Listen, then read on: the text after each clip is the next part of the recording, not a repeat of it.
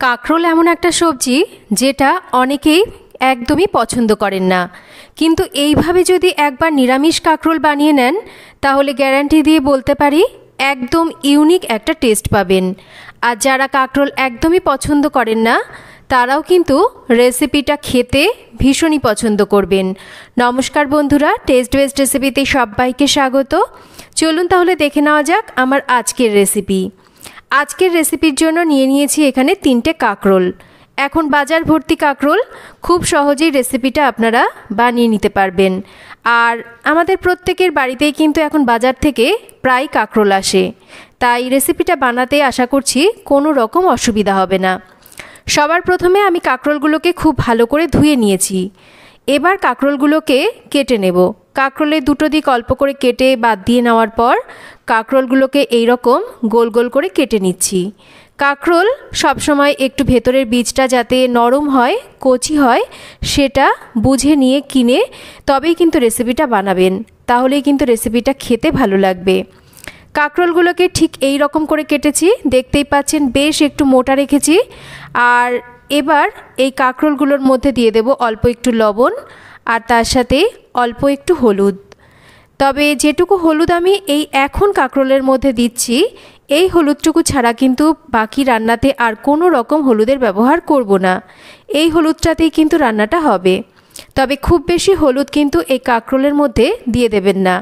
খুব সামান্য পরিমাণ হলুদ দিয়েই কিন্তু আর লবণ দিয়ে কাঁকরোলটাকে ভালো করে মাখিয়ে নিচ্ছি, যাতে করে কাঁকরোলটা নরম হয়। এবার 10 মিনিট কাঁকরোলটাকে রেখে দেব। 10 মিনিট পর রান্নাটা শুরু করব। আর আজকের রান্নাটা হবে পুরোপুরি সর্ষের তেলে। তেলটা গরম হলে এবার লবণ হলুদ মাখিয়ে নেওয়া কাঁকরোলের টুকরোগুলোকে একে একে এই রকম গরম তেলের মধ্যে সাজিয়ে দিতে হবে। ঠিক যেরকম করে আমি দেখাচ্ছি এই রকম করে কিন্তু একটা একটা করে কাঁকরোলের টুকরোগুলো গরম তেলের মধ্যে আপনারা সাজিয়ে দেবেন। কাঁকরোলের টুকরোগুলোকে দেওয়ার পর এবার একটা ঢাকা দিয়ে লো ফ্লেমে রেখে কাঁকরোলটাকে আমরা কিছুক্ষণ রান্না করব। এতে করে কাঁকরোলটা বেশ নরম হয়ে যাবে। 4-5 মিনিট পর ঢাকাটাকে সরিয়ে নিয়েছি, দেখতেই পাচ্ছেন কাঁকরোলটা কিন্তু বেশ নরম হয়ে গেছে। এবার ঢাকা খোলা অবস্থাতেই কাঁকরোলটাকে আরও একটু এই রকম নাড়াচাড়া করে ভেজে নেব। তবে খুব বেশি লাল করে কিন্তু কাঁকরোলটাকে ভাজা যাবে না, তাহলে কাঁকরোলটা শক্ত হয়ে যায়। একটু হালকা লাল হলে এবার এর মধ্যে সামান্য করে একটু কালো জিরে দিয়ে দেব।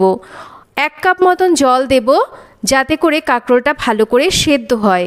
তবে এই সময় কিন্তু কোনো রকম ঢাকা দেব না। ঢাকা খোলা অবস্থাতেই এই রকম একটু মাঝে মাঝে কাঁকরোলটাকে নাড়াচাড়া করব। জলটা মোটামুটি যখন শুকিয়ে আসবে ঠিক এই রকম অবস্থাতেই আমাদের প্রয়োজন। এই রকম অবস্থাতেই আমরা দিয়ে দেব এর মধ্যে সর্ষে কাঁচা লঙ্কা বাটা। আমি এখানে আগে থেকেই বেশ কয়েকটা কাঁচা লঙ্কা আর 2 রকম সর্ষে বেটে নিয়েছিলাম। সর্ষে আর কাঁচা লঙ্কা বাটাটাকে দিয়ে কাঁকরোলের সাথে একটু নাড়াচাড়া করে মিনিটখানেক রান্না করে নেব। সর্ষে বাটা খুব বেশিক্ষণ কিন্তু কষাতে নেই, তাতে সর্ষে বাটা তেতো হয়ে যেতে পারে। এবার এর মধ্যে স্বাদ মতন লবণ দিচ্ছি আর সামান্য করে আমি একটু লঙ্কার গুঁড়ো দিচ্ছি। আপনারা চাইলে লঙ্কার গুঁড়োটা স্কিপ করে পুরোপুরি রান্নাটা কাঁচা লঙ্কাতে অবশ্যই করতে পারেন। স্বাদটাকে ব্যালেন্স করার জন্য স্বাদ মতন একটু মিষ্টি দিয়েছি। আর এখানে যেটা দেব সেটা হলো 1 বাটি নারকেলের দুধ। এবার খুব ভালো করে সমস্ত কিছুকে মিশিয়ে নেব। এই রকম একবার সর্ষে বাটা নারকেলের দুধ দিয়ে কাঁকরোল নিরামিষ করে রান্না করে খেয়ে দেখুন, রেসিপিটা খেতে কিন্তু ভীষণ সুস্বাদু হয়। এবার একটু ঢাকা দিয়ে লো ফ্লেমে রেখে রান্না করছি যতক্ষণ না কাঁকরোলটা পুরোপুরি সেদ্ধ হচ্ছে। বেশ কিছুক্ষণ পর ঢাকাটা সরিয়ে নিচ্ছি।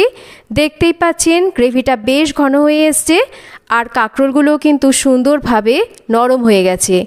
একদম এই রকম সফট হবে, তবেই কিন্তু কাঁকরোল খেতে ভালো লাগবে। বেশ এই রকম হয়ে যাওয়ার পর এবার গ্যাসের ফ্লেমটাকে বন্ধ করে দিতে হবে। চাইলে আপনারা এই সময় কিন্তু আরও একটু কাঁচা সর্ষের তেল ওপর থেকে ছড়িয়ে দিতে পারেন। তৈরি হয়ে গেল সম্পূর্ণ নিরামিষ কাঁকরোলের একটা রেসিপি। গরম ভাতে রেসিপিটা খেতে অসাধারণ লাগে।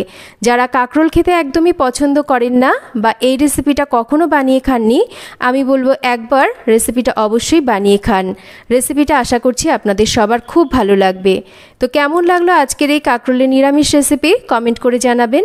রেসিপি ভালো লাগলে একটা লাইক করবেন, রেসিপিটা শেয়ার করবেন, আর যদি চ্যানেল সাবস্ক্রাইব করা না থাকে তাহলে চ্যানেলটাকে সাবস্ক্রাইব করবেন।